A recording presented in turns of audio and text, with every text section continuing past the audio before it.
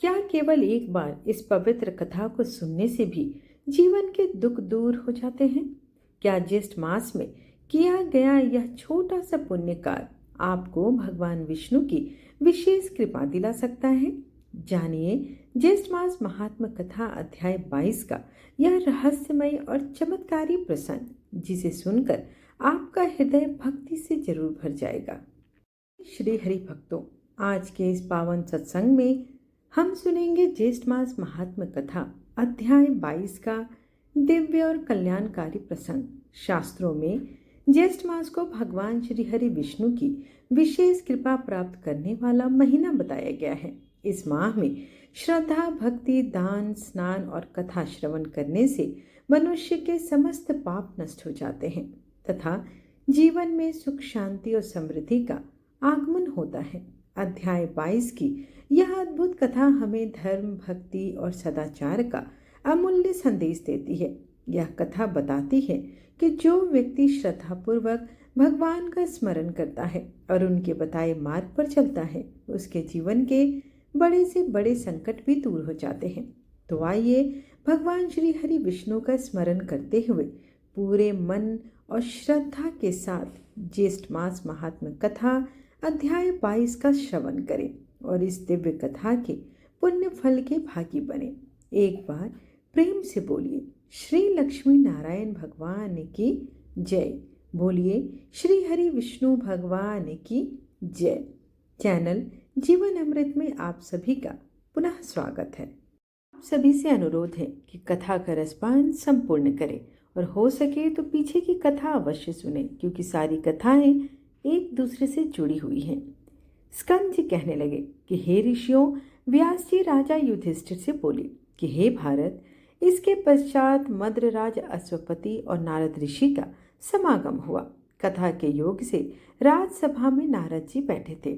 इसी समय राजकन्या सावित्री मंत्रियों के साथ समस्त तीर्थ आश्रमों में जाकर पुनः अपने घर में वापस आई। नारद ऋषि के साथ अपने पिता को स्थित देखकर सावित्री ने दोनों चरणों को छूकर नमस्कार किया। नारद जी ने राजा से कहा, हे नृप, तेरी यह कन्या कहाँ गई थी और कहाँ से आई है, और आप इसका विवाह क्यों नहीं करते? राजा अश्वपति बोले कि हे देव ऋषि नारद, मैंने इसको इसी काम के लिए भेजा था। यही वो कार्य करके आई है, सो आप इसके उस कार्य को सुनिए। इसने अपने जिस पति को वरा है, जब पिता ने विस्तार पूर्वक कहने के लिए कहा, तब वह कन्या भाग्य वचन का अवलंबन कर बोली। सावित्री बोली कि साल्व देश में धर्मात्मा धूमसेन नाम वाला क्षत्रिय हुआ। वह राजा देववंश अंधा हो गया। उस बाल पुत्र से युक्त नेत्रहीन बुद्धिमान उस राजा द्युमसेन ने राज्य को छत्र मिलने पर पूर्व के वैरी उसके देश के समीपवर्ती राजा ने हरण कर लिया। तब वह द्युमसेन अपने बाल पुत्र और स्त्री सहित वन को चला गया और वह महाव्रती बड़े वन में जाकर तप करने लगे। उसका लड़का पूर्व में ही उत्पन्न हुआ था, परंतु वन में जाकर बड़ा हुआ। वहाँ वह सत्यवान नाम से प्रसिद्ध है। उसी को मैंने वरा है। नारद जी ने महान पाप किया है। उसने बिना सोचे समझे गुण संपन्न सत्यवान को पति रूप में वर लिया। इस बालक के पिता और माता दोनों ही सदैव सत्य बोलते हैं, अतः ब्राह्मणों ने इसका नाम सत्यवान रखा है। इस बालक को अश्व अति प्रिय हैं। वह मिट्टी का घोड़ा बनाता है और घोड़ों के चित्र भी बनाता है, इसलिए इसका नाम चित्रासव भी है। राजा अश्वपति बोले कि हे नारद जी, वह पितृवत्सल राजपुत्र सत्यवान इस समय तेजस्वी, बुद्धिमान और सूर भी है। क्या? नारद जी बोले कि हे राजन, वह सूर्य के समान तेजस्वी, बृहस्पति के समान बुद्धिमान, इंद्र के समान सूरवीर, पृथ्वी के समान क्षमाशील है तथा वह राजपुत्र दाता, ब्राह्मण, वीर्यवान, रसवान, उदार और प्रिय दर्शन है। वह दान में इसमें इस समय अपनी शक्ति राजा रंती देव के समान, उशी नर पुत्र शिवी के समान ब्रह्मण्य और सत्यवादी है। वह बलि दुमत्सेन ययाति के समान उदार, चंद्रमा के समान प्रिय दर्शन, रूप में अश्विनी कुमार के समान है और वह दांत मृदु शूर सिद्ध जितेंद्रिय और तपस्वील भी है। अश्वपति बोले कि हे नारद जी, आप उस बालक को समस्त गुणों से युक्त कहते हैं। यदि इसमें कोई दोष हो तो वह भी आप मुझसे कहिए। नारद जी बोले कि हे राजन, उसके सब गुणों को दबा देने वाला एकमात्र एक ही दोष है और दूसरा कुछ नहीं। वह दोष है कि वह क्षीणायु सत्यवान आज से 1 वर्ष बाद शरीर त्याग देगा। राजा अश्वपति ने कहा कि हे सावित्री, हे शोभने, इधर आओ और दूसरे को वरने जाओ। उस सत्यवान में समस्त गुणों को दबाने वाला एक ही दोष है कि वह अल्पायु है और वह बालक 1 वर्ष में देह त्याग देगा। ऐसा मुझे नारद जी ने कहा है।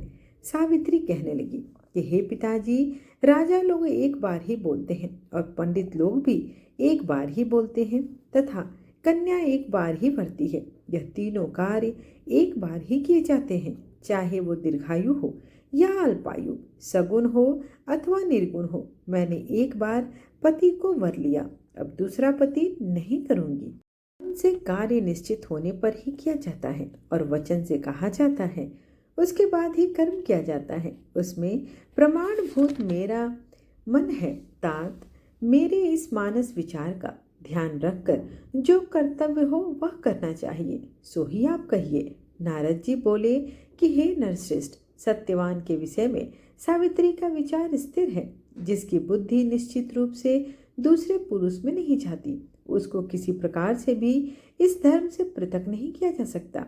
इसलिए आपकी कन्या का विवाह सत्यवान के साथ कर देना ही मुझे उचित मालूम होता है। राजा अश्वपति कहने लगे कि हे नारद जी, मैंने बिना विचार किए ही यह वचन कहे हैं और अब मैं आपके सत्य वचन को ही करूँगा, क्योंकि आप मेरे गुरु हैं। नारद जी बोले कि हे राजन, आपकी पुत्री का विवाह संबंध विघ्न रहित हो। ऐसा कहकर नारद जी उठकर स्वर्ग लोक को चले गए। तदंतर राजा अश्वपति ने भी अपनी कन्या का सब वैवाहिक कार्य किया।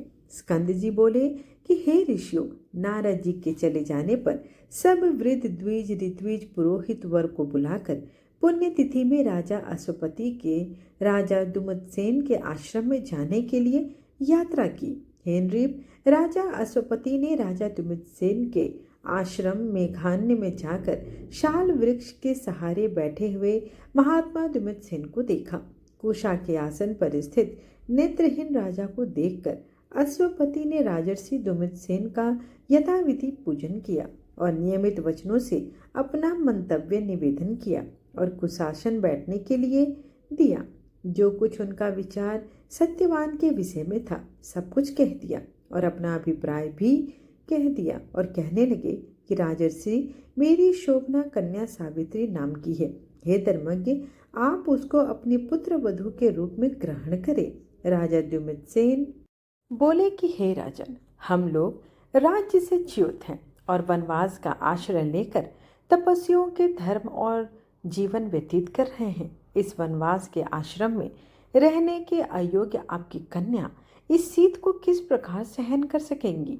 राजा अश्वपति कहने लगे कि हे राजा, राजसतम इसने जानकर ही पतिवारा है। आपके पुत्र के साथ इसका विवाह संबंध स्वर्ग के समान सुखदायक होगा, इसमें तनिक भी कोई संशय नहीं है। हे राजन, मैं आपके सुहृदय भाव के शरण में तैयार होकर आया हूँ। मेरी आशा को नष्ट न करें। आपका अयोग्य पुत्र भी मुझे अभिमत है और इसी तरह मेरी अयोग्य कन्या भी आपको अभिमत हो। आप मेरी कन्या को अपनी पुत्र वधू बनाने के निमित्त और आपका पुत्र उसको भार्या बनाने के निमित्त ग्रहण करें। राजा दुमतसेन बोले कि हे राजन, मेरा विचार पहले ही आपके साथ संबंध करने का था, परंतु इस समय मैं राज्यहीन हूँ, इसलिए मैंने अपना निश्चय आपसे कहा। इसके पश्चात दोनों राजाओं ने आश्रमवासी सभी द्विजों को एकत्रित करके विधि पूर्वक विवाह संस्कार संपन्न कर दिया। राजा अश्वपति वर के योग्य कन्या का सामग्री सहित दान करके परम हर्ष के साथ अपने घर वापस आ गए।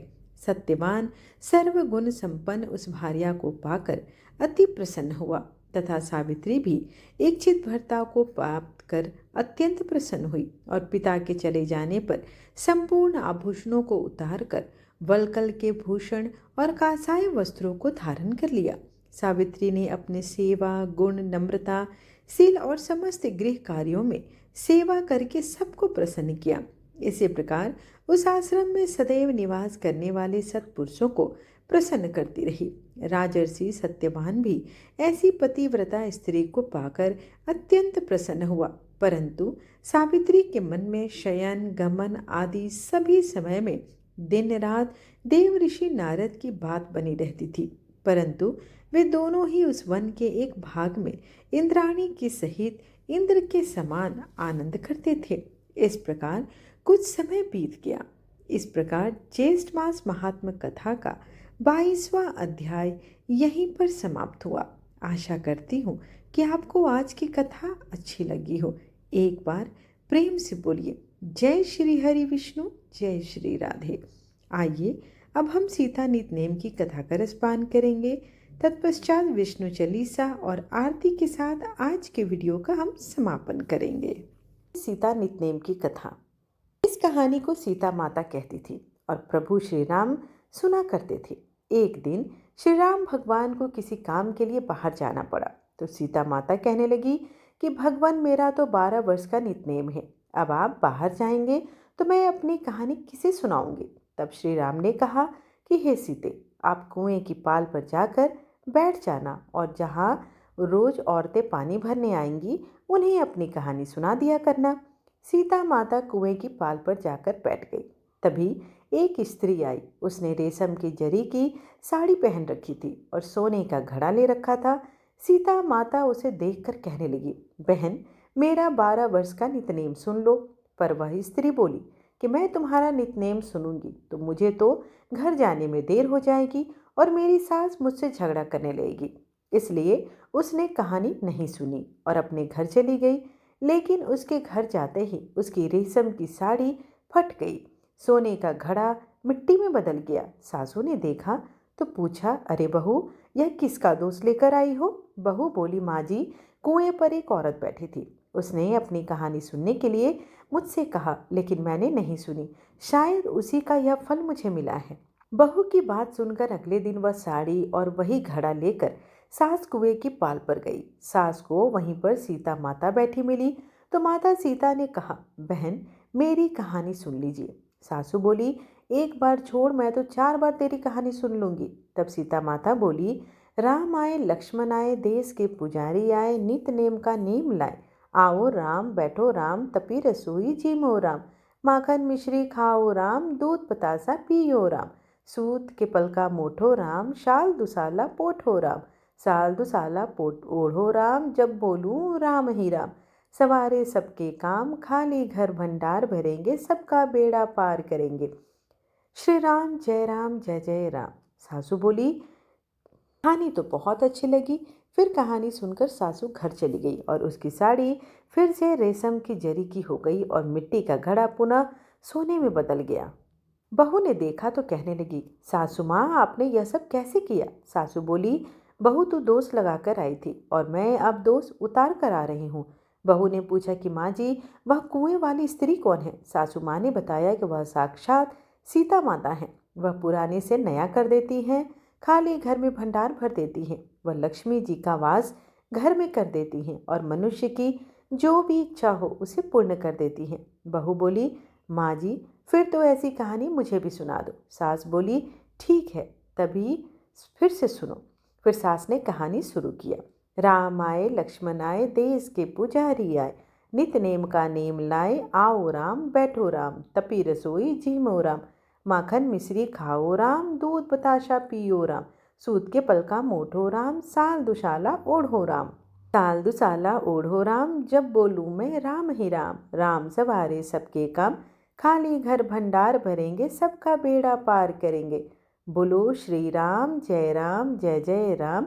कहानी सुनकर बहू बोली, माँ जी, कहानी तो बहुत अच्छी है। सासू ने कहा, ठीक है, अब से हम इस कहानी को रोज किया करेंगे। अब सास बहू रोज सवेरे उठती, नहाती धोती और पूजा करने के बाद सीता नितनेम की कहानी कहती। एक दिन की बात है कि उनके ही पड़ोस की एक औरत आई और बोली कि बहन, जरा सी आँच तो देना। तो बहू बोली कि आज तो अभी हमने जलाई ही नहीं। पड़ोसन बोली, तुम तो सुबह 4 बजे से उठकर कर क्या रही हो? तो उन्होंने कहा, हम तो सुबह सुबह उठकर पूजा करते हैं, फिर सीता माता की नितनेम की कहानी करते हैं। पड़ोसन ने उनकी बात सुनकर कहा कि सीता माता की कहानी कहने से तुम्हें क्या मिला? तब वे दोनों बोली कि सीता माता की कहानी कहने से घर में भंडार भर जाते हैं, सारे काम पूर्ण हो जाते हैं, मन की इच्छा भी पूरी होती है। पड़ोसन ने कहा, बहन अगर ऐसा है तब तो फिर मुझे भी कहानी सुना दो। तब बहू बोली कि ठीक है, तुम भी यह कहानी सुन लो। राम आए लक्ष्मण आए, देश के पुजारी आए, नित नेम का नेम लाए, आओ राम बैठो राम, तपी रसोई जी मोराम, माखन मिश्री खाओ राम, दूध बतासा पियो राम, सूत के पलका मोठो राम, साल दुसाला पोठो राम, साल दुसाला ओढ़ो राम, जब बोलूँ मैं राम ही राम, राम सवारे सबके काम, खाली घर भंडार भरेंगे, सबका बेड़ा पार करेंगे, श्री राम जय जय राम। पड़ोसन ने इस कहानी को सुना तो कहने लगी, बहन कहानी तो बहुत अच्छी लगी।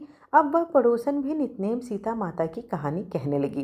कहानी कहने से सीता माता ने पड़ोसन के भी धन से घर को भर दिया। देखते ही देखते अब तो पूरे मोहल्ले में नितनेम की कथा चल पड़ी और वह हर किसी की मनोकामना पूर्ण होने लगी। सीता माता जैसे आपने इस सभी के भंडार भरे, वैसे ही हमारे भी भरना।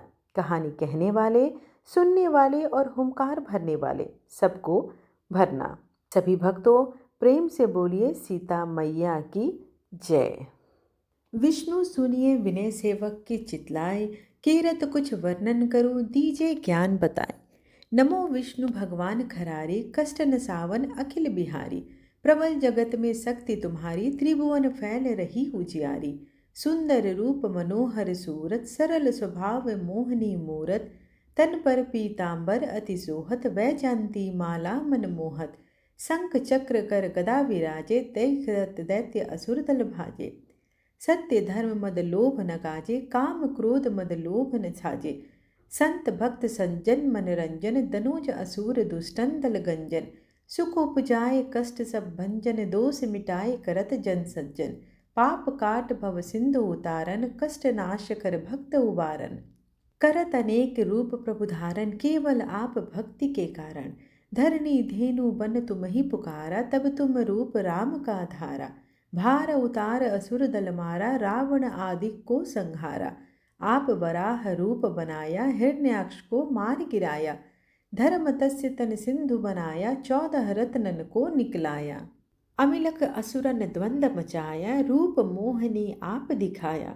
देवन को अमृत पान कराया, असुरन को छवि से बहलाया, कुर्म रूप धर सिंधु मझाया, मंद्राचल गिरि तुरत उठाया, शंकर का तुम फंद छुड़ाया, भस्मासुर को रूप दिखाया, वेदन को जब असुर डुबाया, कर प्रबंध उन्हें ढूंढवाया, मोहित बनकर खल ही नचाया, उस ही कर से भस्म कराया, असुर जलंधर अति बलदाई, शंकर से उन किन्ह लड़ाई, हार पार शिव सकल बनाई, किन सत से छल खल कल जाई, सुमिरन किन तुम्हें शिवरानी, बतलाई सब विपत कहानी, तब तुम बने मुनीश्वर ज्ञानी, वृंदा की सब सूरति भुलानी, देखत तीन दनुज सैतानी, वृंदा आए तुम्हें लपटानी, हो स्पर्श धर्म क्षति मानी, हना असुर उर शिव सैतानी, तुमने ध्रुव प्रहलाद उबारे, हिरण्याकुश आदि खल मारे, गणिका और अजामिल तारे, बहुत भक्त भव सिंधु उतारे,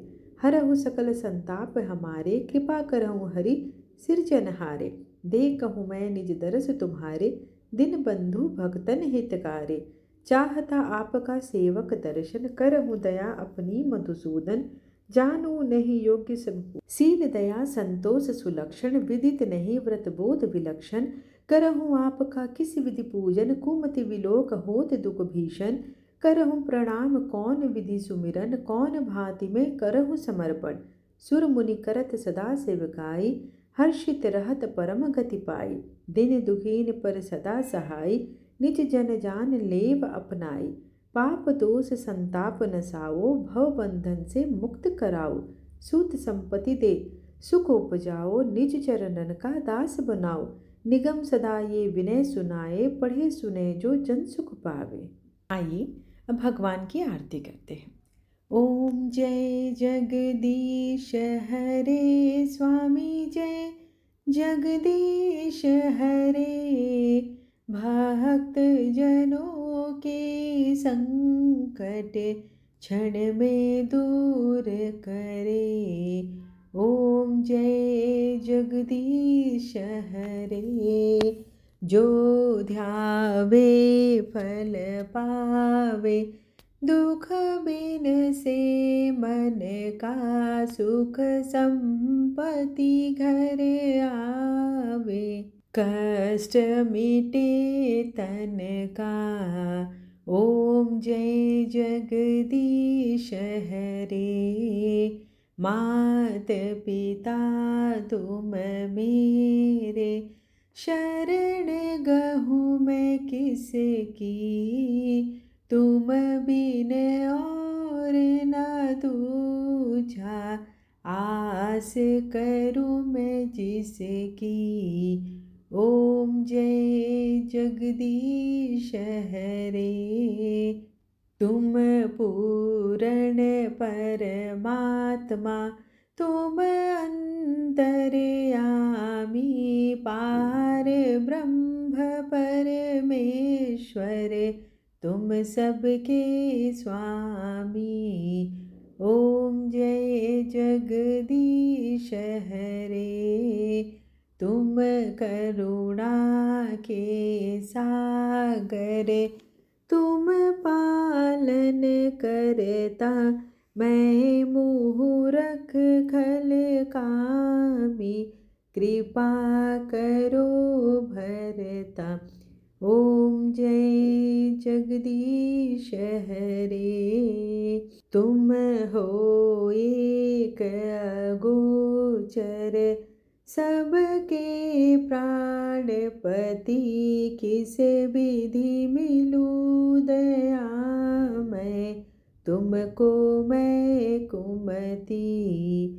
ओम जय जगदीश हरे। दिन बंधु दुख हरता, तुम ठाकुर मेरे, अपने हाथ उठाओ, द्वार पड़ा मैं तेरे।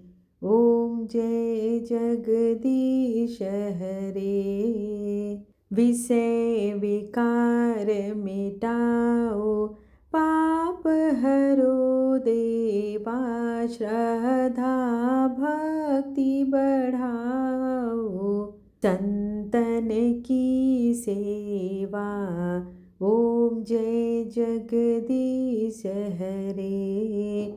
तन मन धन और संपत्ति, सब कुछ है तेरा, तेरा तुझको अर्पण, क्या लागे मेरा। ओम जय जगदीश हरे। श्री जगदीश जी की आरती जो कोई नर गावे, कहत शिवानंद स्वामी, मन वांछित फल पावे। ओम जय जगदीश हरे।